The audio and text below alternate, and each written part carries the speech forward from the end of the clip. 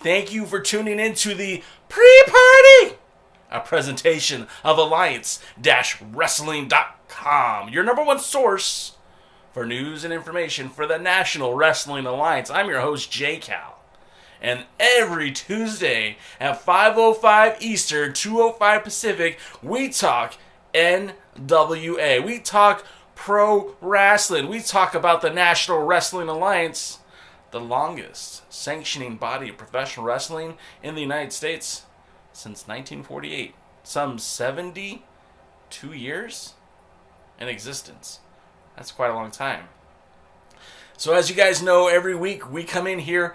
Now this show started off as a pre-party to NWA POWERRR, but with NWA POWERRR being on hiatus because of, well, the pandemic that's affecting the entire world,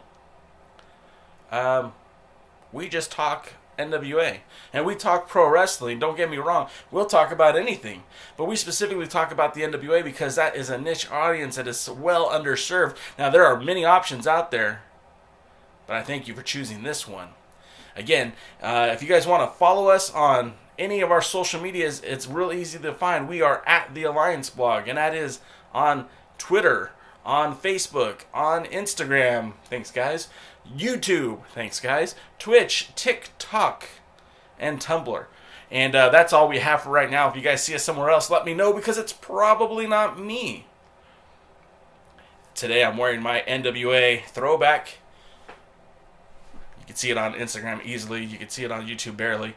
And again, talking about the NWA today, what's on my mind is 2 years ago today, guys. 2 years ago today, I was in China. The People's Republic of China, if you will. I was in China to watch history be made. Maybe even to be part of history. I kind of was a part of the history because I got to be ringside with my camera taking photos of the first NWA World's Heavyweight Championship match in the People's Republic of China. As Harley Race would say, in Communist China. Yes, guys. Dave Marquez shared that quote with me, so I'm not being insensitive. He genuinely said that. So, when I was in China 2 years ago today, traveling with Championship Wrestling from Hollywood, and that would mean David Marquez, members of the Reno Scum, Legend of the Luster, and Adam Thornstone. I was hanging out with referee for Championship Wrestling from Hollywood, head referee Nick Bonanno, hanging out with the videographer Logan Chedwick, of course David Marquez, Vice President of the National Wrestling Alliance, Mr. David Lagana. I also got to hang out with Watts, who he and a partner to be named later, which would end up being Alex Chamberlain, would challenge for the United Wrestling Network tag team titles. And I really got to meet a lot of people. Got to hang out with Simon Inoki. So it was a pretty cool experience being in China. Of course, the culture was very different.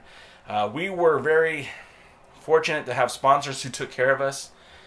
We weren't just left to our own devices, although we did go out into venture into the downtown Wenchou, and that was quite eye-opening.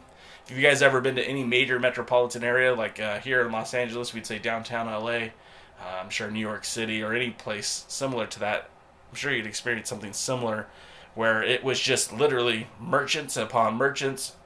They even had people who were impoverished, people who were begging for money, and I felt like such a jerk for every time that a person who did not speak English came into my country and asked me a question, and I would get frustrated with them, or I'd get a little, what's the word I'm looking for? I'd get a little bothered because they couldn't understand what I was saying, and I learned firsthand that sucks.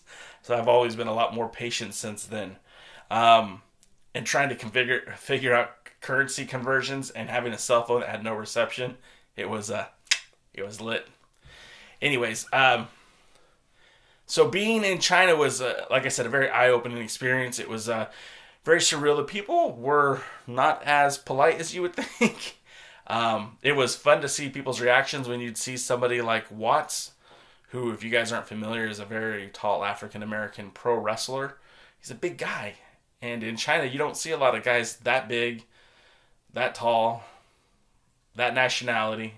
And then also having Reno Scum there and seeing Lester the Legend with his mohawk up high, right? Covered in tattoos. I mean, I have a few tattoos, but none compared to Lester. I mean, he's covered in them. Same thing with Adam, and just seeing the people terrified. And we were in a 5-star hotel. People were literally backing out of the way. No. I don't want nothing to do with him. And so it was a very fun experience, as well as being in that environment, that wrestling venue. It's funny. The other story is, and I'm sure David Lagana has said this on other podcasts, but he and Colt Cabana were walking around a Walmart of all places in China, and people were literally trying to hawk the tickets to their wrestling shows. So they were trying to sell tickets to Colt Cabana, who was main eventing this show in China. They were trying to sell their tickets to him, and I thought that was pretty awesome. I just want to say real quick hi to Kakushi, who joins us here on our YouTube, and I want to say hi to Terry McDermott. Welcome to the party, pals. Enjoy you guys always tuning in. Lamb is actually on our Instagram page, and he said the Chinese do not like tattoos, and he also asked if I was the only NWA reporter with Championship Wrestling from Hollywood. Yes, I was the only American reporter / photographer that was at that venue. And if you guys ever go and watch the tape, and I'm kind of thinking about doing a watch along one of these days, actually maybe even tonight, you can see me ringside taking photos of the show. And one of the female photographers who was there, an older woman who had no business, no time dealing with me, would literally lean on me for the photos, would literally stand right in front of my shot. I God forbid, I think she was trying to sabotage me. But nevertheless, it was hard to get shots because she kept getting in the way.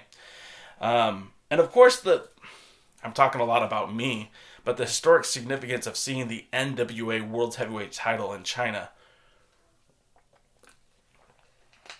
I mean, that was pretty amazing. You have to remember,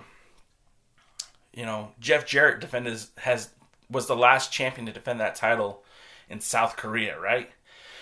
Now, up until recently, Adam Pearce was the last champion to defend it in the UK, but obviously, with our champion Nick Aldis, he's defended it in the UK. Cajegas was the last world champion to defend the title in Puerto Rico. Oh, excuse me, not Puerto Rico, the Dominican Republic.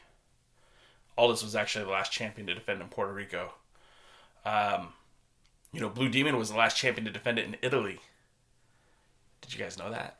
Probably not. Cabana defended it in... Cabana had never had a defense in Japan. The last champion to defend the title in Japan was Tim Storm. And so you can go on and on about stuff like that, which I think is cool, but never before did we have a world champion defend that title in China.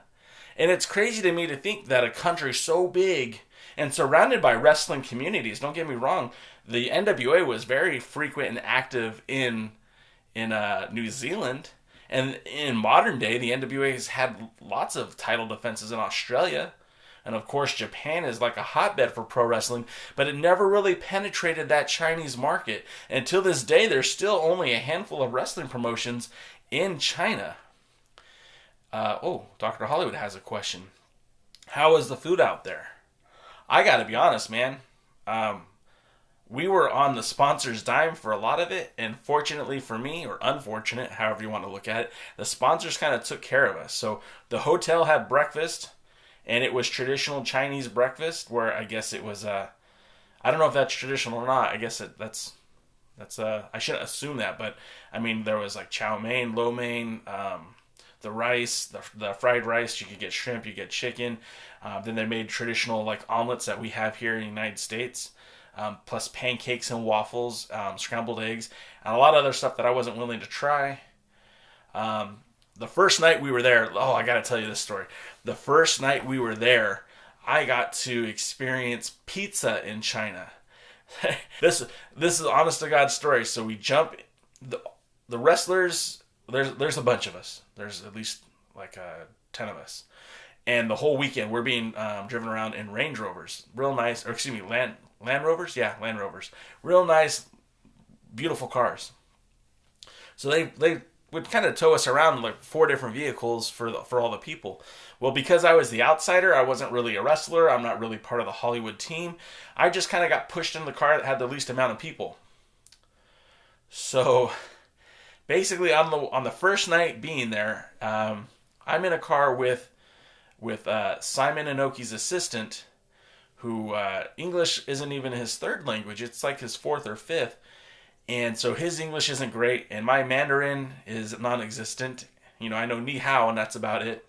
And my Japanese is 0, because I know ichiban, and that's about it. And konnichiwa.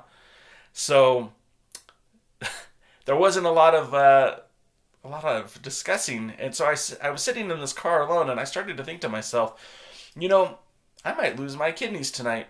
I might end up waking up in a bathtub, missing both my kidneys.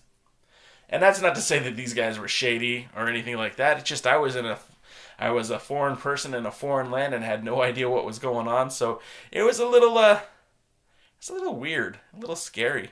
But they took us. I'll never forget the guy.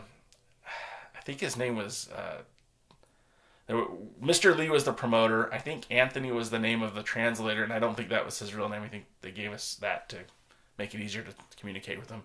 He turns around and looks at me and says, "Jason, you like pizza?" And I was like, "Hell yes, I like pizza. Thank God, we're going to go get pizza." And then we pulled up into this little pizza place, and the pizza was okay. I mean, it was a good effort. They didn't just use mozzarella. It looked like they threw some cheddar in there, which I was fine with. I didn't mind. The thing I learned about Chinese culture is that, number one, it's disrespectful to refuse food. So you never refuse food. So for a fat guy like me, that was great because the pizza kept coming and I just kept eating. And then they brought out chicken wings and I was like, cool. One thing that threw me off guard is they're like, "Oh, hey, you guys like fruit?" Like, yeah, I like fruit. So they bring out this fruit and there's this white creamy stuff like outlined on the fruit. And I thought, oh, great. That must be some sort of like a sugary glaze or something. I don't know. I was excited. So I take a piece of the melon and I eat it, and it's mayonnaise. It's mayonnaise. Guys, I ate a piece of melon covered in mayonnaise. Luckily, I didn't throw up, and there were plenty of Budweisers and Coronas to go around, and I washed that down. They brought some hot wings out, which I'm a big fan of hot wings. So I ate those. They brought out some fish. I said to the guy, "Hey, what kind of fish is this?" And he says, "Yeah, it's fish. Eat it." So I ate the fish, and that was interesting. And all this was great. And every time I cleared my plate, they put more food on it. Okay, every time I finished my beer, they put another one in front of me. Now I'm like 4 beers deep, and your boy Jay isn't a big drinker. So I was already feeling a little oopsie. And Kakushi, I sure hope it was mayonnaise. Don't even joke around about that. And Marquez leans over to me and says, "Jay, stop eating." And I look at him like, did I do something wrong? He says, "If you have food on your plate, they'll be okay with you not eating. If you keep eating it, they're going to keep putting food on your plate." And I guess it's a cultural thing. If your plate is empty, at least this is my understanding, that it's their desire to make sure that your needs are being met. So they want to make sure that your food is gone, or that there's still food on your plate. They don't want you leaving wanting more. And I never knew this. My knowledge of Chinese culture is almost slim and none. So I'm sitting there eating everything that they're putting in front of me, and that was the bad idea, bad move. So eventually, I realized, hey, don't eat any more of the food. It was delicious. All of it was good except for the fruit and mayonnaise, Kakushi. And gosh, I even got nauseous just thinking about that. But needless to say, I learned my lesson, and I stopped eating. And then we got back to our room. So that was the first night that we were there. And again, we were catered to this pizza place. We were the only people in the restaurant.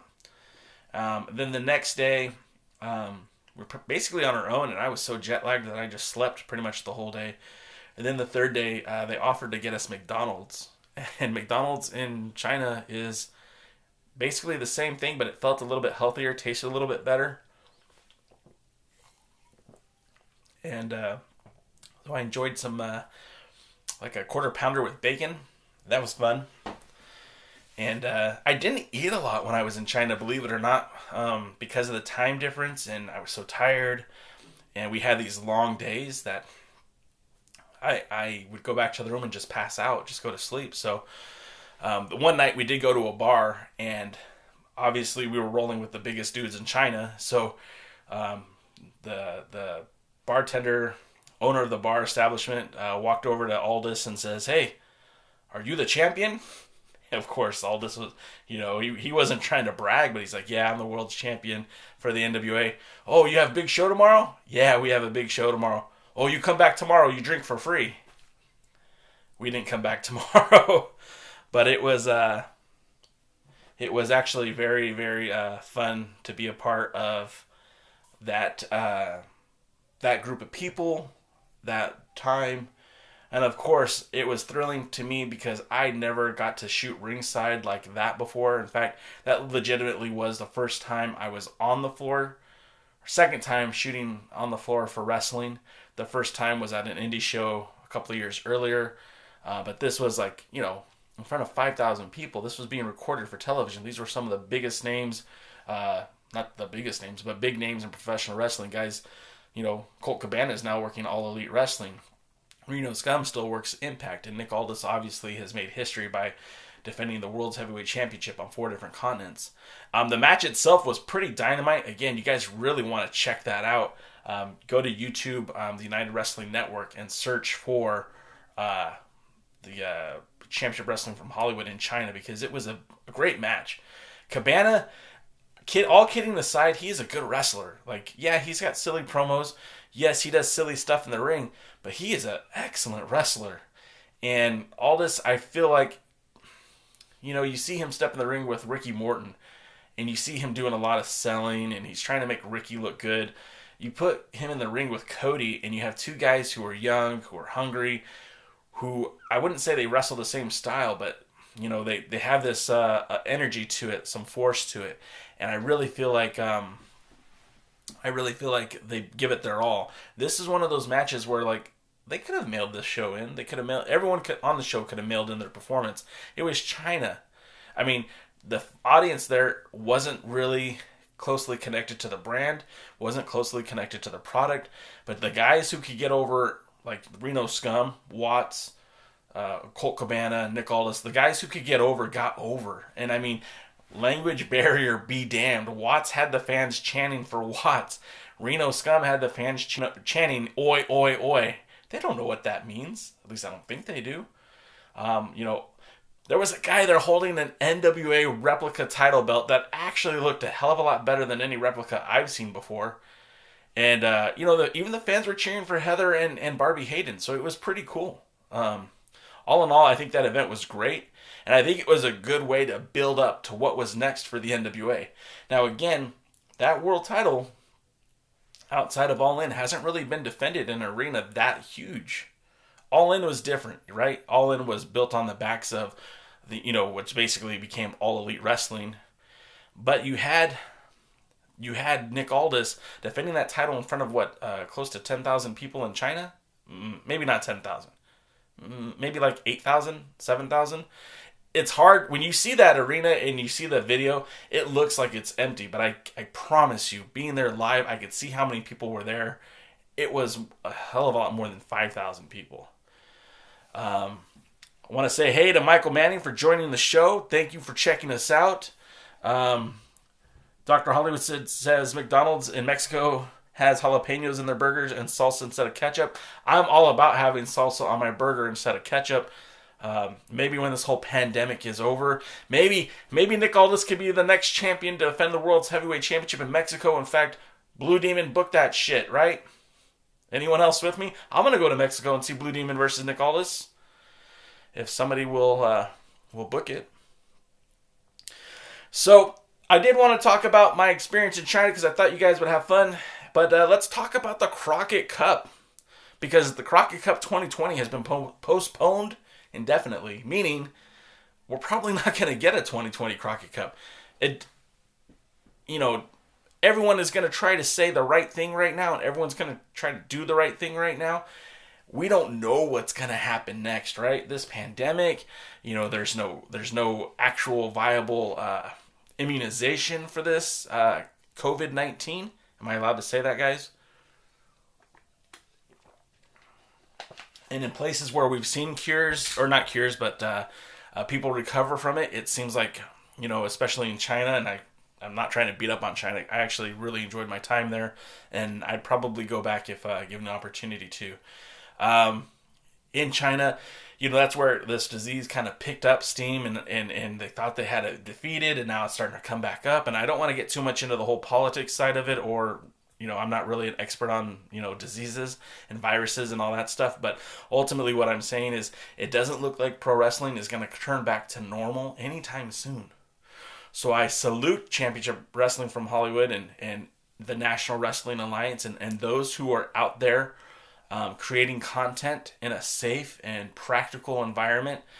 I really don't think that it's a good idea to have live event wrestling shows with no audience, arena style wrestling shows with no audience. I think that's bad for business because you're potentially putting your staff at risk. You're putting the people who are at the show at risk. And by people, I mean the wrestlers, the crew, the people responsible for putting the show on, the security personnel, the people who own the building, all that stuff. You're putting yourself at risk unnecessarily. I know WWE is working out of their own performance center, and I get it, but I just still think that's an unnecessary risk. I know TV needs to be made, but there are other options, especially with a company like the WWE, with the resources that they have. The NWA has found ways to try to entertain its fans without going to the same lengths that AEW or the WWE have gone to. Of course, we're getting replays from pay-per-views from the prior years, and I know that, hey, they're going to run out of content sooner or later. But I appreciate what they're doing. They're, tonight they're going to air the build, which is basically the edited down versions of the 10 pounds of gold that led up to the Crockett Cup 2019. I think that's cool. In lieu of putting out the Crockett Cup today, they're going to put that out on Sunday to kind of coincide with the originally scheduled plan of having Crockett Cup 2020, where I had tickets to go. I was going to go, guys. I was going to be there. Your boy Jay's missing out. I was supposed to be in Atlanta. I was going to go to the OK Cafe and get me some chicken pot pie. I was going to meet up with my buddy Larry, meet up with my buddy Stan, meet up with my buddy Al, and even my buddy Dawn. Gosh, why did I forget her name for a minute? I was really looking forward to it, but unfortunately, health, everyone's health is way more important. So, Crockett Cup 2020, it looks like it's going to be suspended indefinitely. I don't think we'll see it. If we do, it's going to be much later in the year, maybe around Thanksgiving time. Which I'm not against that either. It'd be kind of cool to have wrestling on Thanksgiving, but I probably won't be in attendance for that. Okay, so here's a point in the show where I'm going to read some of your comments. So, DCam's here. DCam, what is up? Michael Manning is here. Michael Manning, you're my man. Thanks for showing up. Kukushi said I was drinking a little bit of the bubbly. I don't know why I love it so much, but I do. This is not a paid endorsement, although if they would like to ship me some bubbly, I will be happy to drink it.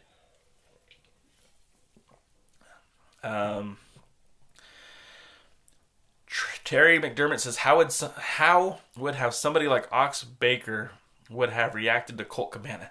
He'd probably smash his face in, but at the same time, I don't think Colt Cabana is some slouch. I think he can handle himself. The guy did play a little bit of college football.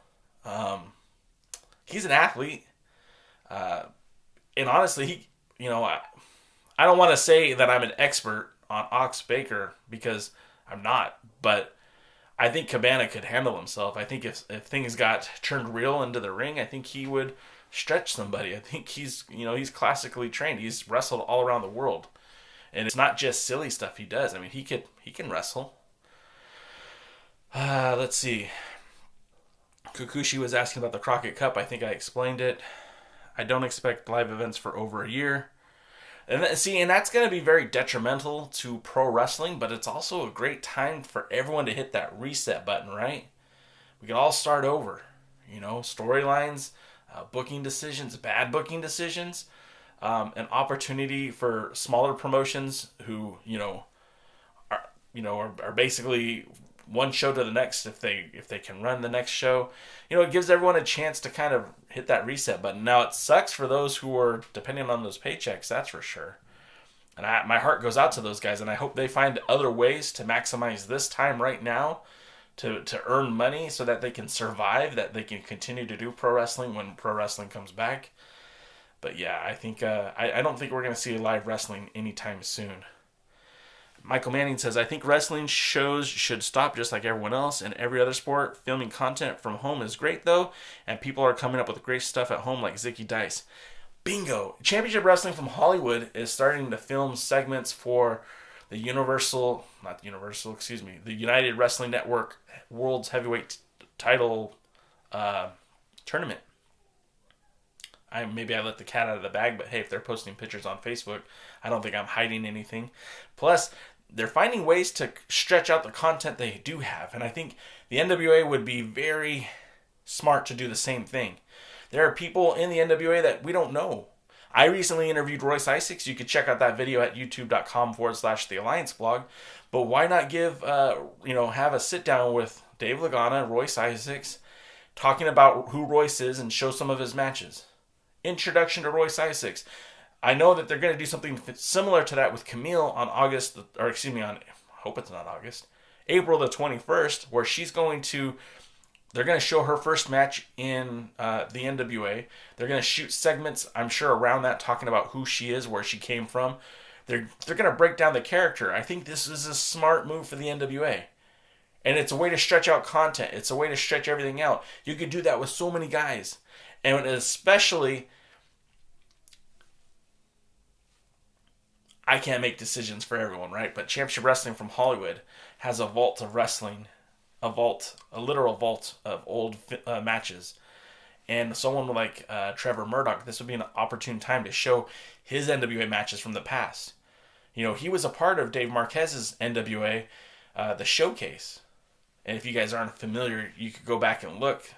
Him and Lance Cade, the late Lance Cade, did a lot of wrestling for Dave Marquez. Plus, Murdoch was doing a lot of those arena shows that I do believe were all taped. So it's not like they can't pull some matches out of the old vault and talk about who Trevor Murdoch is and what his goals are in the NWA. Ricky Starks. Hell, Ricky Starks, you could just probably put a camera on him for an hour and get enough content to last you a week. But these are just my ideas, and of course the NWA will do what the NWA does, but we will be getting new content soon on April the 21st, and hopefully more things will come about like that. DCam called me a name dropper. The whole first segment of this show was about me dropping how cool it was that I was in China with David Lagana, David Marquez, Nick Aldis, Barbie Hayden, Heather Monroe, Legend the Lester the Legend, got it backwards, Adam Thornstowe, my good friend Watts, Nick Bonanno, Logan Chedwick, Simon Inoki, Mr. Lee. I dropped every name I could. I'm trying to get some clout here. Help me out, guys. Michael Manning says, I've become a Colt Cabana fan while watching 10 Pounds and Power, and I hope he comes back at some point. Yeah, I mean, I won't count on it. I just don't see that partnership coming back, but I would love it. I like Colt a lot, and the fact that, I mean, there's historical significance with Colt Cabana. He held the NWA World Title twice. He was the NWA National Champion twice. I think he brings a lot to the table, and he's one of the few guys. I mean, he had the national title. He could win the TV title. He could win the tag titles, and he's a Grand Slam champion all of a sudden. Let's see, what else you got here? Ziggy Dice is in quarantine eating tins of corn and drinking his own piss, and you can't beat that. That's probably why watching Zicky Dice. Woodland Goblin says, no, Cabana is done. And he might be. I mean, I'll never say never in wrestling. Going back here to the comments on the Instagram, Big Dog Chris says, no Blue Demon versus Aldis. Which is fine. He says he'd rather see LA Park or, I can't see it because the thing's in the way. Aldis versus Roosh or Aldis versus LA Park. I'm alright with either one of those. Blue Demon has some significance. I don't have a problem with Blue Demon challenging for Aldis. And it's not like Demon sitting there in retirement. I mean, up until recently, he was still working shows with AAA, and he was killing it with his matches with Dr. Wagner, so I'm fine with that. Dr. Hollywood said, what are your thoughts on the dark side of the ring? I think these are excellent. Excellent. You know, the WWE used to produce these documentaries, you know, where they told their version of the story. Now, they never went to anything as dark or as dramatic as, you know, the Chris Benoit murder-suicide or a lot of these other things. But, you know, they did do these documentaries that let you know a lot about the wrestler. Obviously, there's an audience for it because we're talking about it. I did watch the Chris Benoit murder-suicide story, and it made me sad. I know there's a lot of people out there who can easily separate the wrestler from the person, from the human being. And to me, that I can't do that. I just can't. It breaks my heart to know that he was so injured that his brain was just gone. It breaks my heart to know that nobody noticed how bad he was getting. It breaks my heart that he killed his innocent son. It breaks my heart that he killed his wife. It breaks my heart that he was so broken when Eddie passed away. And I'm not trying to give him any kind of leeway because to me he's still a murderer. But I can also see that he had some serious issues that should have been addressed. Someone should have seen it. Nobody noticed it. And it's awful. But yeah, I think those documentaries I think are great. They're obviously somebody wants to hear these things. People are watching them. So the story needs to be told. And the WWE isn't always going to give you the answer you want to hear. They're going to give you the answer they want to tell you.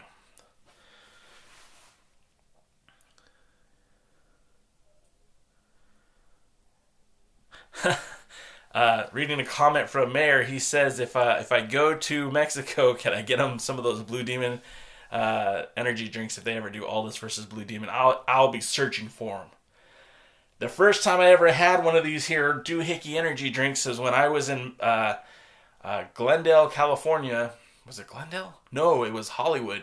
It was at the Columbia Studio Square where the Coca-Cola company had sponsored the show. That's another reason why Blue Demon was champion. But Coca-Cola was sponsoring the show, and there were just tons of this energy drink everywhere. Like, you literally walked in, and you saw these dozens, hundreds of boxes of empty pizza boxes and all these energy drinks. And I'm like, holy crap, this whole thing's going to be catered. Well, there was no pizza, but they just kept handing the fans in the crowd these energy drinks, and they were good. I loved it. Packed me with a lot of energy. And then Mayor says that Colt's best work was the NWA 7 Levels of Hate. You know, so you guys know, I'm not a part of Championship Wrestling from Hollywood. I have no ties to that promotion, but that's my, you know, if I were to consider myself a home promotion, it would be Hollywood. I spent a lot of time not just being a fan and watching the show, but also interacting with the cast and crew. And, you know, I made a lot of friendships there and a lot of people I respect. And Cabana was one of those guys that when he first got there, like, the fans took to him quick. Now, Cabana had been in SoCal before. He wrestled for Pro Wrestling Guerrilla. He had wrestled, I believe he wrestled for Epic. Maybe not. Maybe it was just Pro Wrestling Guerrilla. But he had already had kind of a following when he got there from Hollywood, for Hollywood. Of course, Wrestling Society X, and also the early days of Dave Marquez's New Japan Pro Wrestling USA. And that time, you know, he had built the audience quickly. And the whole story between Pierce and Cabana, right? Pierce and Cabana, these two opposite sides of the spectrum from basically the same area, basically same hometown. Basically, either one of these dudes could have been the same. Like, Cabana easily could have been Pierce, and Pierce could have easily been Cabana, the way that they were so closely tied together. And it's kind of like, nature versus nurture. You had the guy who was from a more affluent neighborhood versus the guy who was, a blue-collar family. And to see that maturation from episode 1, where Cabana promised he was going to win the World's Heavyweight Championship on the very first episode, beating Peter Avalon, to the moment where he finally defeated Scrap Iron Adam Pearce, and the fans paraded in the ring and they were delivering milk to everybody. It was a pretty cool moment. And I think that was a really exceptional time for Championship Wrestling from Hollywood. Of course, things started to go downhill shortly after that with all the fiasco with the Sheik, and then a few years later, we got Bob Trowbridge and Bruce Tharpe having legal issues, and then the NWA being sold to Bruce Tharpe on pennies, and then Bruce Tharpe selling the NWA to Dave Lagana. It was a tough time. But getting back to what the NWA is doing now, again, we're going to have the Crockett Cup lead up tonight. Now, if you guys were watching Fight TV leading up to last year's Crockett Cup, if you watched the pay-per-view, you've probably seen all this stuff before. And I'm not saying it's not cool to watch, and I'm definitely not telling you to skip it. Check it out. Relive those memories. And of course, the Crockett Cup this Sunday, for free, guys. And I can't stress that enough. The NWA has very rarely charged you to enjoy their product, and that is phenomenal. There's other wrestling promotions that have been doing the same thing, but have been charging you to watch or charging you to, stream their shows, whether it be Pivot Share or Pro Wrestling, that Pro Wrestling website where you can download shows. The NWA has been doing it for free. And I know their audience has been dwindling without the live content, the new content, but I think it was pretty cool. And then Terry says, why another world championship? Terry, can you explain what you mean? I don't know what you mean. But yeah, the NWA hasn't asked a lot from the fans. They're putting up YouTube links for free shows. Yeah, they have commercials selling their merchandise, and if you guys are supporting the brand, you're enjoying the brand, make sure you buy the t-shirts. Now you can't get this on the Shop Zone. You can't get this on their eBay store. This is an old school NWA shirt that was gifted to me a long time ago, and this was a throwback to the old Jim Crockett era. Those ring aprons were badass. If anyone wants to design a logo like this for me for the website, alliance-wrestling.com, I don't know how you'll do it, but that'd be great. And we are getting close to that time, guys. So I do want to say thank you very much again for tuning in every week. I appreciate this. This has been fun for me, and I hope it's fun for you. Just a couple of guys talking about pro wrestling, talking about the NWA. If you like it, please give me a thumbs up, subscribe, share it, all that good stuff. If you don't like it, don't tell anybody. Let them discover how much they dislike it on their own. Oh, and Terry says United Wrestling Network is going to have their own TV title. Yes, because United Wrestling Network is not, although they do share some talent from time to time, and the United Wrestling Network does feature NWA champions from time to time, ultimately, the United Wrestling Network is its own vehicle. That's not tied to the National Wrestling Alliance, Championship Wrestling from Hollywood, Championship Wrestling from Arizona, Middle Kingdom Wrestling in China, the soon-to-be-announced Silver City Wrestling in Nevada, Utah Championship Wrestling in Utah, Rocky Mountain Pro Wrestling, and the Pacific North, where is that? Colorado, duh. They're going to recognize their own world champion. And why recognize their own champion? Because the NWA isn't necessarily making their champions available to the NWA, and it was never supposed to replace what the NWA... The NWA, in being introduced to Championship Wrestling from Hollywood and its affiliates, were never supposed to stop the United Wrestling Network from crowning a world champion. What stopped the United Wrestling Network from crowning a world champion is a lot of the guys who were supposed to be champion ended up getting dates with the WWE, getting signed to contracts. Marquez has never officially announced names, but people that I would assume were on that list, on that short list, were Samoa Joe, Carl the Machine Gun Anderson, Fergal Devitt. You guys know him as Finn Balor. A lot of these guys were in talks to be the United Wrestling Network champion. I mean, that's not confirmed. These are just assumptions on my behalf.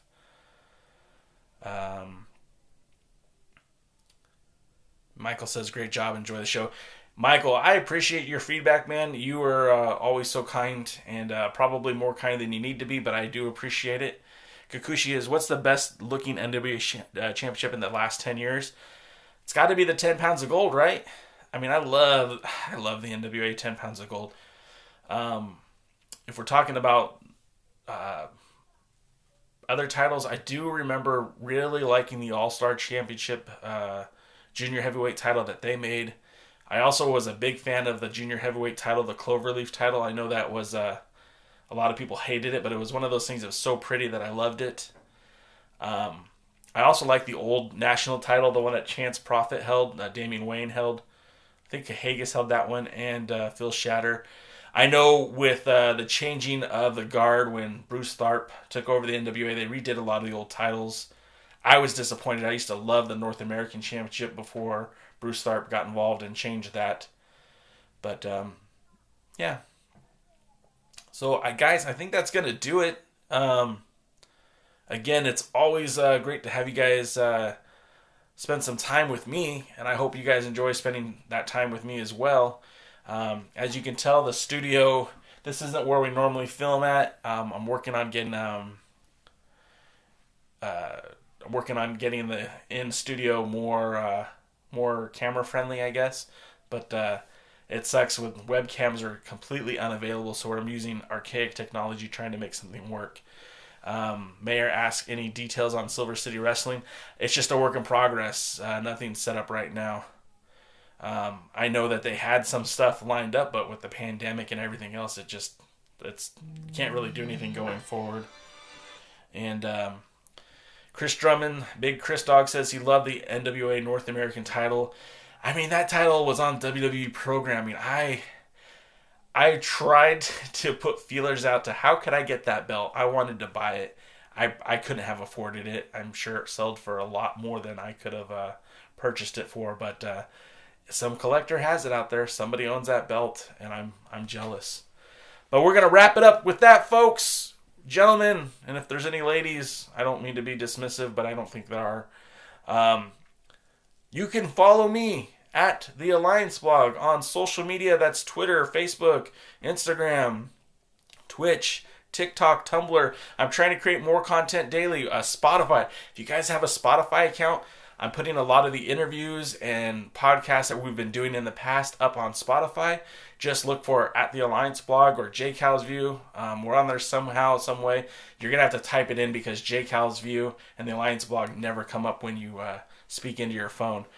And if you guys like the Alliance logo and you want to wear that on your t-shirt someday, we also have that too available at our Amazon store. You can get the shirt by going to alliance-wrestling.com and ordering it. If you have the money to do so, please don't spend a dime on this show or on me or anything else if you're struggling right now, because we all are kind of struggling, and just you guys watching the content is more than enough for me. With that being said, I mentioned the website, I mentioned the social medias. Guys, go check out the NWA. I mean, it's going to start in about, 20 minutes? So let's go watch some of the hype for the Crockett Cup 2019, and maybe we'll do a watch-along on Sunday. But until next time, guys, gentlemen, you are awesome. Thank you for picking me up, and we'll see you at the matches. All right. Let's see if I can get these to turn off the right way. Okay. End video there. Yes.